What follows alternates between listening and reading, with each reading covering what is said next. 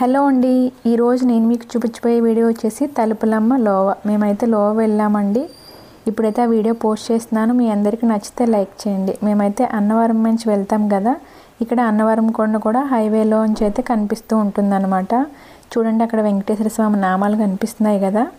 ఇలా అయితే అన్నవరం కొండ ఇటు సైడ్ అంతా కూడా చాలా బాగుంటుందండి. ప్లేసెస్ అయితే సూపర్గా ఉంటుంది. ఏరియా అంతా కూడా అయితే చాలా బాగుంటుందండి. తలుపులమ్మ లోవ వచ్చేసి తునికి 10 కిలోమీటర్ల దగ్గరలోనే ఉంటుందండి. చాలా దగ్గర తునికి అయితే.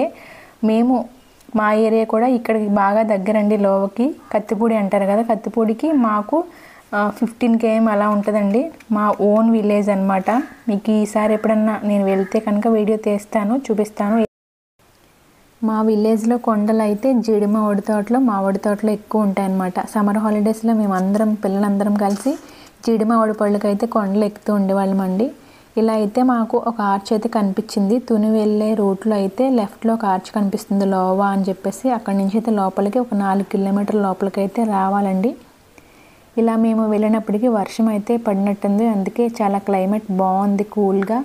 మనకి ఇక్కడైతే దారిలో వెళ్తూ ఉంటే వెహికల్స్ని ఇక్కడ ఉన్న లేడీస్ అయితే ఆపుతూ ఉంటారండి. వాళ్ళు ఏంటి అంటే మనం వాళ్ళతో మాట్లాడుకుని వంట చేయడానికి అయితే తీసుకొచ్చుకుంటే మనకి వంట చేసి ఇస్తారనమాట. అన్నీ వాళ్ళ దగ్గరే ఉంటాయంటండి. ఒకవేళ మనం ఏమన్నా యాడ్ని వేసుకున్నా సరే వాళ్ళైతే వంట కానీ మనం ఏం చేయమన్నా సరే చేస్తారంట. వాళ్ళకైతే మనం చేసినందుకు మనీ ఇవ్వాల్సి ఉంటుంది. అందుకే ఇలా వెహికల్స్ అయితే మధ్యలో ఆపుతూ ఉంటారు. ఇక్కడ 2 కొండల మధ్యలో అమ్మవారైతే ఉంటారండి. ఒక కొండను దారకొండగాను, మరొక కొండను తీగ కొండగాను పిలుస్తారంట. మనకు సెకండ్ ఆర్చ్ ఎక్కడైతే తగులుతుందో అదంతా కూడా తోట ఉంటుందండి, మామిడి తోట. ఆ సెకండ్ ఆర్చ్ తగిలిన దగ్గర నుంచి అయితే మామిడి తోటలో చిన్న చిన్న గుడిసెలు ఉంటాయన్నమాట. మనం అక్కడే రెంట్కి తీసేసుకుని గుడిసెల్ని వాళ్ళే వచ్చి వండేసి ఇచ్చేస్తారనమాట. చాలామంది ఏం చేస్తారంటే బాగా పైకి వచ్చేసి దర్శనం చేసుకుని అమ్మవారికి ఇంకా ఏటను కానీ కోళ్ళని కానీ వేసుకుని అవన్నీ కూడా కిందకి తీసుకెళ్ళిపోయి అక్కడైతే వంట చేసుకుని తినేసేసి ఇంకా వెళ్ళిపోతారండి. అలా అయితే ఇక్కడ అమ్మవారికి ఏటనైతే వేసుకుంటారనమాట. ఇలా ఏటను వేసుకున్నప్పుడు చాలామందిని పిలిచి భోజనాలు అయితే పెట్టుకుంటూ ఉంటారు. ఈ అమ్మవారికి ఎక్కువగా అయితే మనం కొత్తగా కొన్న వెహికల్స్ ఉంటాయి కదా, వెహికల్స్ అయితే పూజ చేయించుకోవడానికి ఎక్కువ మంది వస్తారనమాట. అలా వెహికల్స్ పూజ చేయించుకుంటే కనుక ఎప్పటికీ ఆ వెహికల్కి యాక్సిడెంట్ అనేది జరగదని ఇక్కడ నమ్మకం అండి. ఇప్పుడు లోవ స్థల పురాణం అయితే తెలుసుకుందాం. కృతాయుగంలో ఈ ప్రాంతానికి చేరుకున్న అగర్ష మహర్షి సంధ్యావనం చేసుకోవాలనుకోగా ఎక్కడా కూడా నీటి జాడ దొరకలేదంట. దాంతో జగన్మాతను పూజించగా కొండపైన పాతాళ గంగ పొంగిందంట.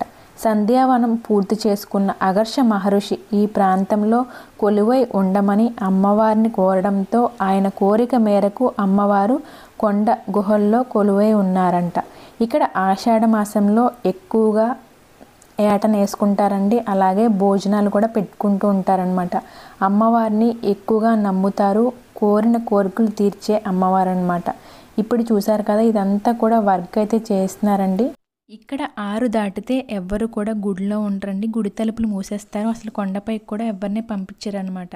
ఒకసారి ఒక ఆవిడ పని చేసుకుంటూ చెట్టుకి ఉయ్యాల కట్టి ఆ ఉయ్యాల్లో ఒక చిన్న పాపనైతే ఉంచేసి పని చేసుకుంటూ మర్చిపోయి సాయంత్రం ఇంటికి కిందకి వెళ్ళిపోగా, కొండ కిందకి కిందకి వెళ్ళిపోయిన తర్వాత పాప గుర్తు వచ్చి అక్కడ చాలామందిని అడిగిందంట. పాప పైన ఉండిపోయింది, వదిలేసాను, మర్చిపోయాని. కానీ అప్పుడు ఎవ్వరూ కూడా ఆవిడని పైకైతే పంపించలేదంట. అలానే ఆవిడ పొద్దున వరకు కూడా కిందే ఉండిపోయి మార్నింగ్ పైకి వెళ్ళి చూడగా ఆ ఉయ్యాల్లో ఆ పాప అయితే లేదంటండి. అప్పుడు అందరూ కలిసి అమ్మవారి తలుపులు తీయగానే ఆ అమ్మాయి అమ్మవారి ఒడిలో అయితే ఆడుకుంటూ కనిపించిందంటండి. ఎంత మహిమ చూశారు కదా. ఇక్కడ అడవిలో కాబట్టి జంతువులు అవన్నీ అవన్నీ ఉంటాయి కాబట్టి అమ్మవారు ఆ పాపని తీసుకెళ్ళి రక్షగా అయితే ఆమె ఒడిలో అయితే కూర్చోపెట్టుకుందంట. వీడియో నచ్చితే లైక్ చేయండి.